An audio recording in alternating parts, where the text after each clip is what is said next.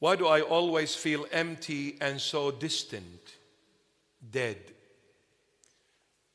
Well, I pray that is not the case. Well, a couple of things.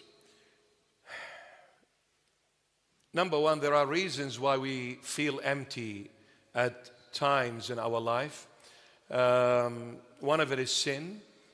We do wrong things, and because of those wrong things, we become detached from the Lord Jesus. And I pray only for a short time, because I pray that we come back quickly and ask for repentance and ask for the Lord to forgive us and wash us clean again by His precious blood, which He shed on the cross on Calvary. And then we get reconnected once again to the Lord, and that emptiness is being filled once again. So sin is one of the main reasons why we feel empty or distant from the Lord Jesus. That is the negative aspect.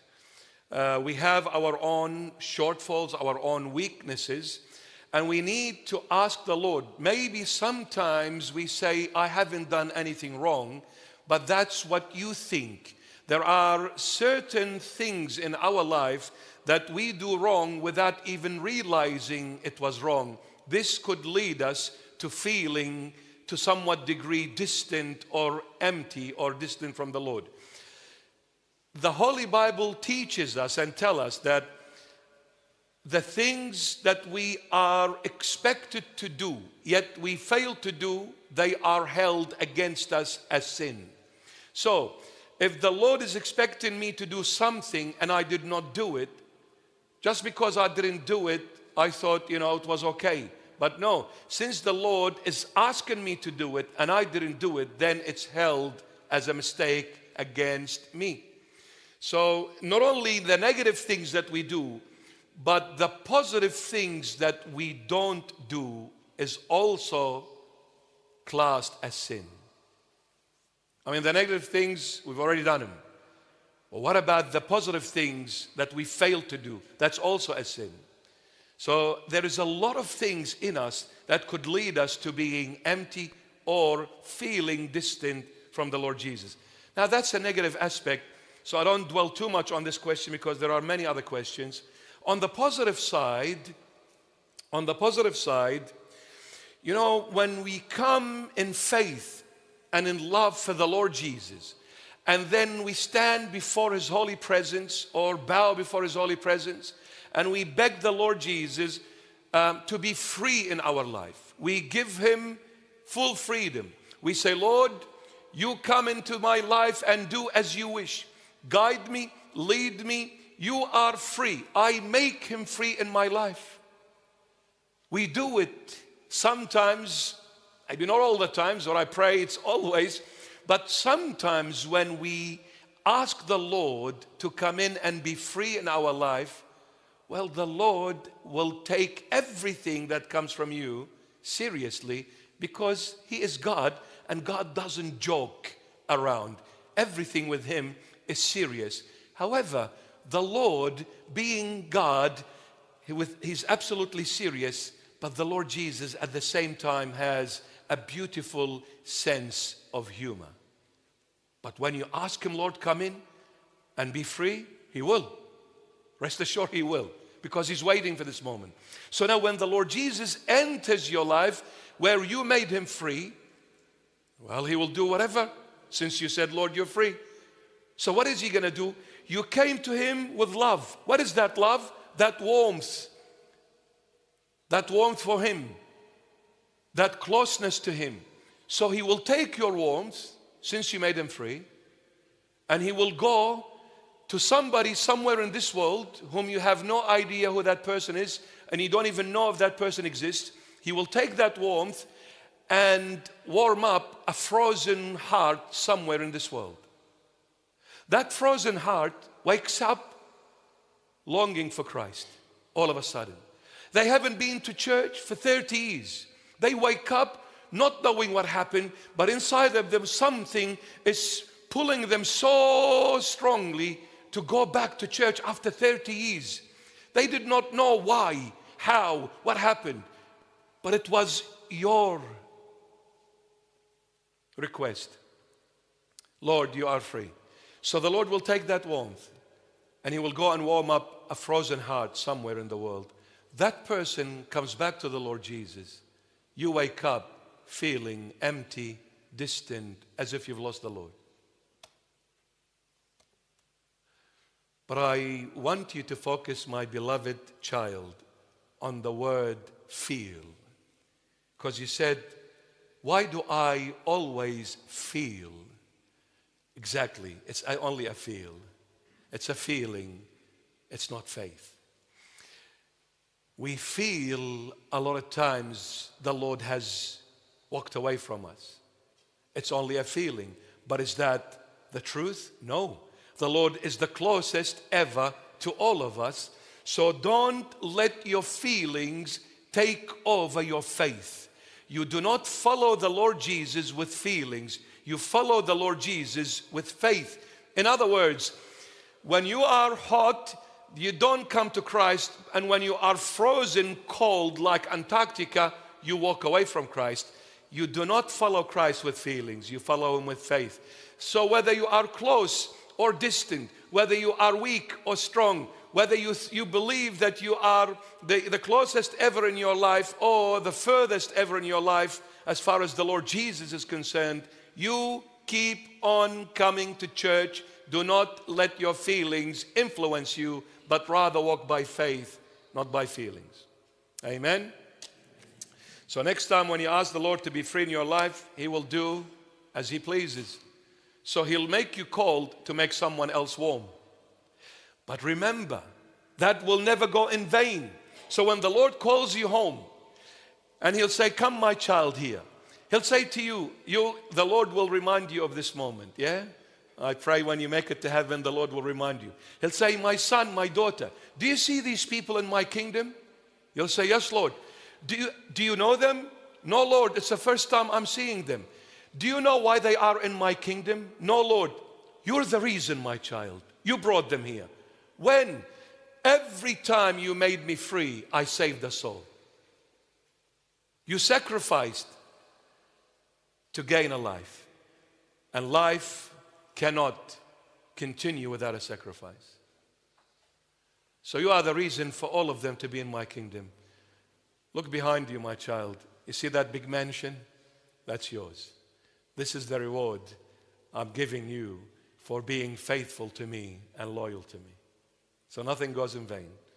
So regardless what you feel, my child, just stay close to the Lord Jesus. Don't ever run away from him, but rather run to him. Amen? All right. Next question. Concerning casting lots, heads or tails, is it still applicable to modern Christianity? No. Don't ever cast a lot and say, does the Lord love me or not? Am I going to marry Rachel or not? You don't cast lots. Christianity, you have faith and trust in the Lord. It's not about heads or tails. Yes? Let me see if the Lord Jesus loves me. And you open the Bible randomly. And the Lord says, woe unto you, Pharisees and scribes. What are you going to do? So don't do that. You better trust the Lord Jesus. Everything is purposefully done, planned for a purpose. Amen? All right. Do we have guardian angels? If so, should we ask for intercession, for prayer, etc.? Absolutely. Angels, they are with us, guiding us, guarding us, protecting us more than you could ever imagine. They are with us all the time. Angels are with us more than saints. And God has created those angels to serve the human race. They are made servants to serve us. If the archangel Michael appears here now, all of us will run for our life out of fear. He is that awesome, that powerful, that mighty, that scary. You'll run away if you are not used to him by the grace of the Lord. Angels are extremely powerful beings. Archangel Michael can wipe this whole world before we blink our eyes. Archangel Michael can decimate the enemy and all of his fallen angels. Very powerful, very powerful. So angels are extremely knowledgeable, are extremely powerful, and are extremely faithful to the Lord Jesus. And the Lord commands them to come and look after us. They will check on you, what you've done throughout the day, and they'll write a report and take it up to the Lord Jesus. Sometimes angels go up with absolute joy and say, Lord, look at this person, what they've done. And sometimes when the report is not so good, they'll go, okay, here is the report of so-and-so. It doesn't look very positive. But angels in general, they are absolutely with us all the time. Absolutely with us all the time, my beloveds. So yeah, we need to ask for their intercession. Absolutely. Absolutely ask for their intercession. Absolutely. Why does Jesus not know when he'll return? Okay. I believe this question is based on what the Lord Jesus said. Nobody knows the hour. Not the Son, not anyone else except the Father knows the hour of coming back to judge everyone. We need to understand one thing. When we invoke the name God, we are speaking about the triune God, Father, Son, Holy Spirit, three persons in one essence, in one nature. This is the true Christian faith and believe that we worship the holy triune God, the Holy Trinity, Father, Son, Holy Spirit, but one God, not gods, one God in nature, one God in essence. So when you invoke the name God, you're talking about the Holy Trinity. When you invoke the name Christ, you are automatically invoking the perfect God, the perfect man, united in the person of Christ. So, when you come to the Lord Jesus, Christ is perfect God and perfect man. So when the Lord was saying, not even the Son knows when the hour, he was not referring to the Son of God, but rather to the Son of man. Because the Son of God is God himself. And as God, he knows every hour, all the hours, all the time, including the hour of the second coming. But the Son of Man, this hour was kept sort of hidden from him. It was not revealed to the Son of Man. Christ is too perfect God, perfect man. As a human being, Jesus did not know everything as a human being. Because if the human being knows everything, then he is God. When you read in the book of Isaiah, the prophet Isaiah says, you have opened an ear for me every day. He's talking about the humanity of Christ. You've opened an ear for me every day. An ear meaning you have taught me a new thing every day. As a human being, Jesus grew up and started learning every single day. As the divine revealed to the human side, he began to learn. As a human, he does not know everything. He was born like a baby, as a baby, and grew older and gained knowledge and information as it was revealed to him by the divinity that is all in him. So the Son of Man, it was hidden that hour from him. Why? In the infinite wisdom of the Almighty God, he hid that hour from the Son of Man for one simple truth here, because the Lord Jesus made a promise that when the Holy Spirit comes from my Father in my name and dwell in you, he will take everything from me and reveal it to you. So the Holy Spirit takes everything from the Lord Jesus and reveals it to us. That is a promise the Lord made. If the humanity side of Christ knew the hour, guess what? The Holy Spirit would have taken that from the humanity of Christ and passes it and passed it on to us. We would have known the hour of judgment. God, in His infinite wisdom, He did not want humanity to know that hour. In His infinite wisdom, He did not want for us to know that hour. That's why He hid it from the human side of Christ. So that way the Holy Spirit wouldn't take that hour and reveal it to us. He hid it from us. Now, let me tell you sort of similar to this. When God said to Adam, He pre-warned Adam. He said, Adam, if you eat from the forbidden tree, surely you shall die. Adam ate from the forbidden tree, so he had to die because God made a promise. If you eat, you will die.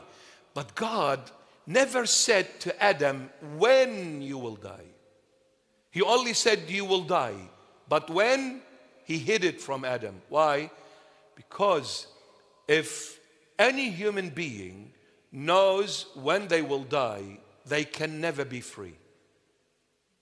You will live all your life being enslaved to that hour.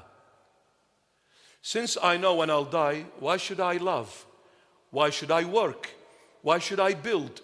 Who cares? You'll give up. You won't be free anymore because I know when I'm gonna die. Therefore, I'll give up on everything. But because God created Adam to be His son, and the son has to be free, therefore, He said you will die, but when? Never I'll tell you. Because if I tell you, the freedom is stripped away from you. Yeah? Look, there are things God does not reveal to us out of love, not out of control and dictatorship. Don't ever think if you know more, you'll be free. The more you know, you may be enslaved to what you know. And sometimes, don't we wish I never knew things? I wish I had never known this, because when I came to know, I started making mistakes more and more. Stay close to the Lord Jesus and let Him navigate your way. Amen.